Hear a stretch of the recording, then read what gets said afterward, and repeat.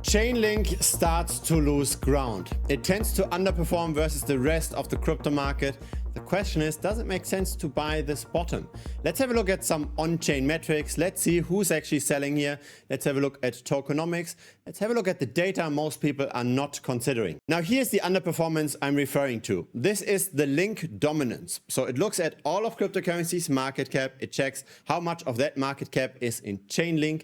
And then it takes the ratios, as in, is Link becoming more important or less important within crypto? And unfortunately, since August of 2020, the Link dominance went down by 85%. So we used to have 1.8% of all of crypto being Chainlink. Now that's 0.26. And what's somewhat concerning is this support. We bounced off the support 3 times, and now the 4th time we fell below. So let's see what happens long term from here. But the reason for this underperformance since August 2020 is tokenomics. Chainlink is continuously developing new technology to bridge traditional finance with the blockchain, to bring new data more efficiently to the blockchain. Chainlink is used a lot in decentralized finance, and all of that development has to be paid. And the payment happens through token dilution. So over time, more and more Chainlink hits the market, and it's the team that gets all of that additional allocation. They are selling off, and they then depress the Chainlink price relative to the rest of crypto. Now really, the fundamental question is, how much more upside is there for Chainlink? Can we do another 5x or another 10x? Is it worth getting into all of this risk of a potential underperformer? Now, within the space of oracles, so of price feeds for the blockchain, Chainlink is by far number 1. It's got a market cap of 8.7 billion, and number 2, PIF, for the Solana chain, has only 600 million. Now, in the real world asset space, Chainlink is again at number 1. Chainlink isn't necessarily a pure RWA bet. That probably goes to Ondo Finance, but still, it's hard to say how much higher we can go when you're already at number 1. Let's go more general. Infrastructure plays. Again, Chainlink at number 1. And we have to really zoom out quite a bit to find competitors that are larger. So let's take all of decentralized finance. Hyperliquid is larger than Chainlink. It's the growing perpetual futures exchange that's taking over more and more trading volume. At number 1 and number 3, we've got just staked Ethereum. So really, I'm not so sure if Chainlink can do another 5x or 10x. It's already very expensive, relatively speaking. Of course, if the market as a whole appreciates by 3x and Bitcoin is suddenly at 300k, Chainlink will go up as well. But will it outperform the rest? That's a big question, because that's essentially what we worry about when we look at the Chainlink dominance. Now let's get into on-chain data. There are several versions of the token. There's a version on Solana, but there's only 1,600 holders that have that Chainlink. There's another version on the base chain, but again, only 24,000 holders. We have more holders on the Ethereum chain. This is the main chain where Chainlink also launched. There are 766,000 holders. We can also have a look at the Binance Smart Chain. Here we've got 174,000 holders. So the Binance Smart Chain and Ethereum, those are the 2 places where most of Chainlink is traded on chain. Let's start off with the Binance Smart Chain. So on the left side, we see the number of wallets that have at least 100 Link tokens. So at the current price, that's a bit more than $1,000. And we have seen constant accumulation up until September of 2024. In the middle, we've got the number of wallets with 1,000 tokens. So that's now a 10x from the left. Again, the accumulation stopped in September, October. And then we've got another 10x. So that's now 10,000 tokens. Here, the accumulation stopped even much earlier. Now let's have a look at the same charts on Ethereum. Here, the numbers are much larger, right? Just have a look at the number of retail investors. It's 132,000. So that's now the number of wallets with at least 100 tokens. Just compare this again to the Binance Smart Chain, only 7,500 such wallets. So really, Ethereum is dominating everything. And really, we do see again how recently the accumulation of Chainlink is rather non-existent. And that's of course a problem for the price of Chainlink, right? If we don't see any support by long-term holders, if there aren't new people that enter the token long-term, then if the team continues to cash out, if the new dilution goes solely to the team to pay operations, then this will depress the price. Parts of the token dilution was just offset by those long-term holders. When more and more people buy into the asset, it's fine if sometimes the team pays themselves. But if the spot purchasing doesn't happen anymore, then there's a good chance we continue falling further below those supports. There's of course also the perpetual futures market, so the levered bets on the price. Most people bet on rising prices. That's why the longs pay the shorts. That's why we've got positive funding rates. But right now we have already quite a lot of open interest. So there's correlation here, right? The more bets there are on the price, the higher the spot price can go as well. So open interest is correlated with the spot price. And if open interest is already high and supporting spot, if it now comes down, that would depress the price even further. Because that's the difference between spot holders and perpetual futures traders, right? Spot holders just buy and hold. That's why we see these continuous movements to the upside. That's why the accumulation graphs look the way they are. But the perpetual future traders, they go in and out of the token. They just want to have short-term levered exposure because, again, financing, holding Link via those bets on the price, that's as per tendency quite expensive. It costs around 11% most of the time. And so personally, I'm not going to buy this dip in Chainlink. I think there are better plays in decentralized finance. Hyperliquid, for example, that tends to take over more and more of the perp trading volume of the centralized exchanges. This is where we still have some growth. I'm not sure if the growth for Chainlink will continue. At least the number of holders on chain is not growing anymore. Now, what is the likelihood of outperforming Bitcoin by buying an altcoin and holding it for 1 year? So let's say we are in a bull market. Let's say Bitcoin went up. How likely is it, let's say we pick an altcoin in the top 100, that we're actually going to do better than just buying Bitcoin?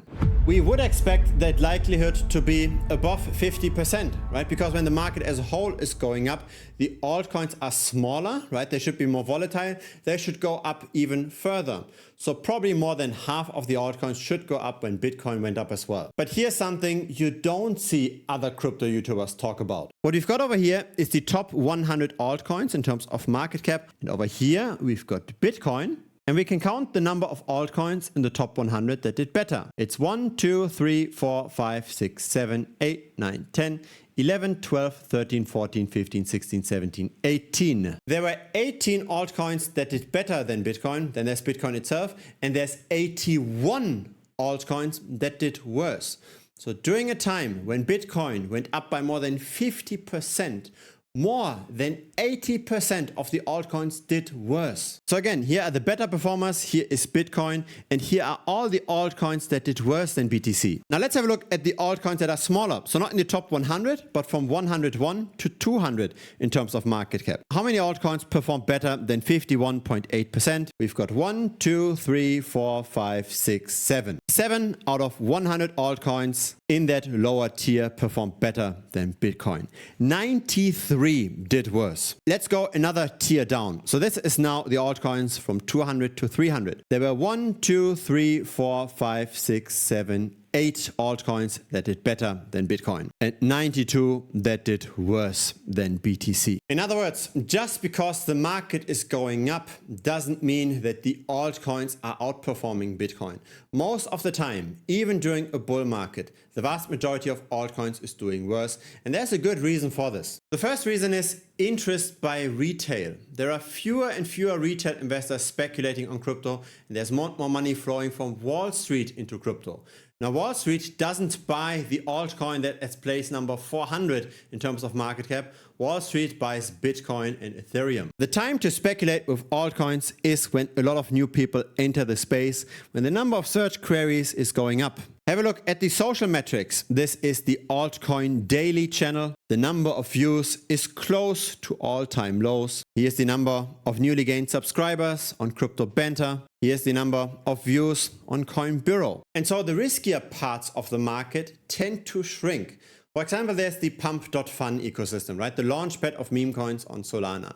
The fraction of trading that happens through pump.fun tended to decline. We had our initial expansion, but since November of last year, less and less of trading on the Solana chain is pump.fun related. The Bitcoin dominance continues to go up, and historically, it only went down when it was close to 70%, potentially even higher, 72, 73%. When Bitcoin dominance is going down, that means the altcoins are outperforming.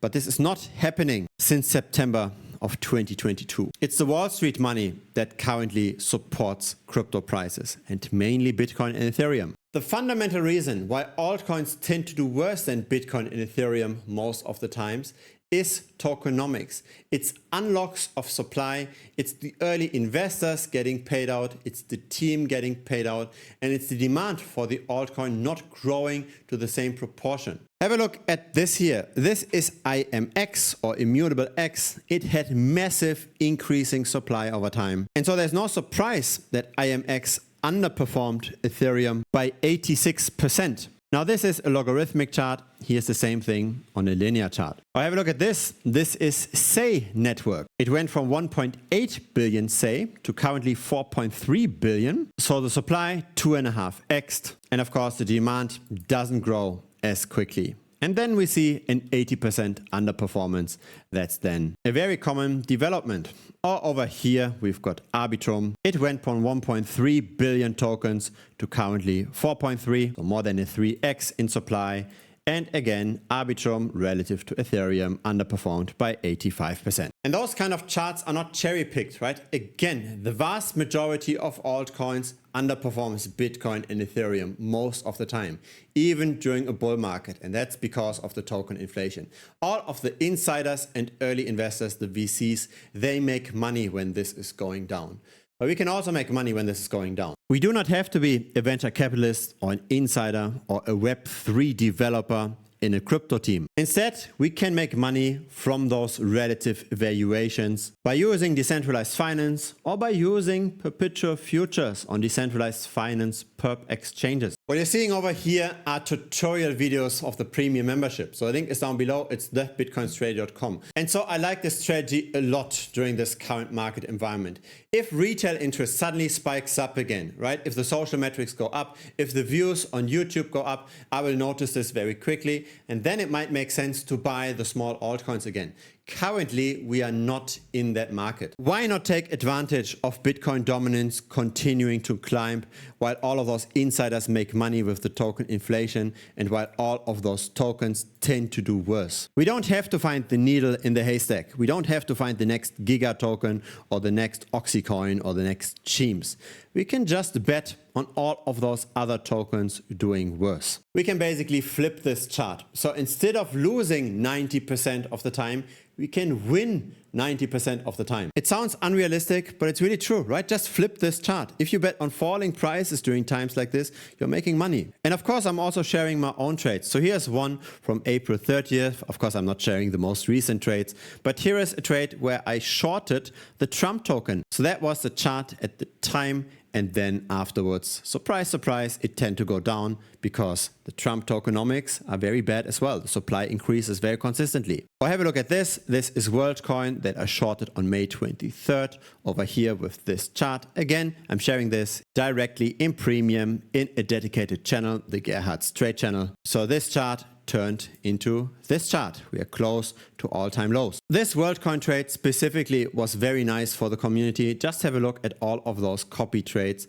If you have proper risk management in place, you can make very nice percentage returns as well. I started with this strategy on the Hyperliquid platform 2 months ago. We are now at 9K unrealized P&L and we are betting on relative valuations. So we go long Ethereum and we go short many altcoins. And again, we can have the odds in our favor. This is also psychologically much easier than trying to find the next 10x token. First of all, it's very hard to make a 10x in this market, but also when you're trying to get that much into risk, then it's impossible to not have losing trades. So there will be a lot of losing trades to then have hopefully one trade that makes up for all of the losses. But the issue is with such a strategy, we can't deploy a lot of our capital in a single bet. We've got all of that volatility with that strategy, so we can only bet a few hundred, a few $1,000s.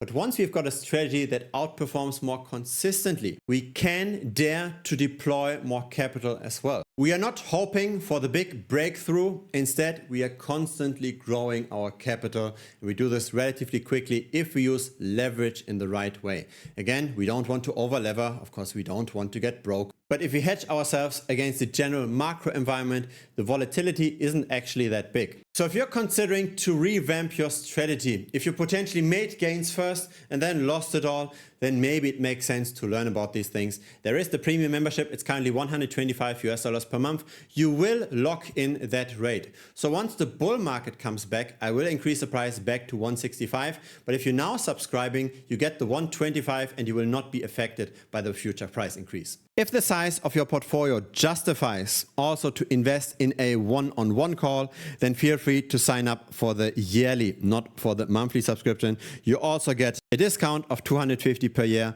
But again, there is the 1 hour Zoom call where you can ask me anything and where you can have a look at your assets, not just at crypto, but at asset classes in general. Now you should see a link to Premium directly appearing here on the screen. When you click on that, you will land on the sign up page. If it's your first time over here, feel free to subscribe. I publish these regularly. A like would be very much appreciated as well. It helps the channel grow. See you next time on YouTube or see you in Premium.